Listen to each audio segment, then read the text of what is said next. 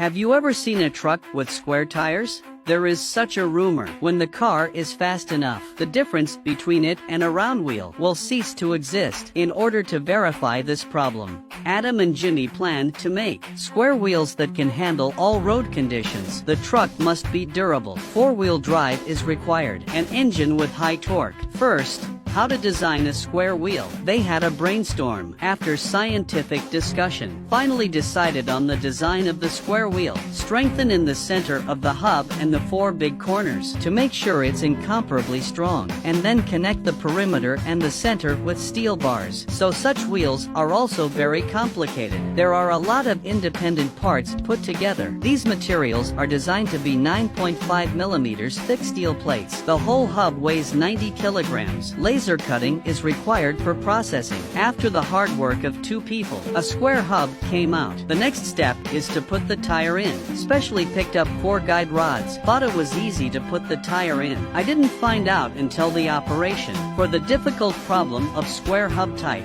fill up with lubricant. Use 900 kilograms of large steel balls. Still failed to put the tire completely on the hub, so I got bigger tires to solve this problem. In this way, 4 identical tires were built. Let's move on to the experimental phase. Considering the square wheels, how much speed does it take?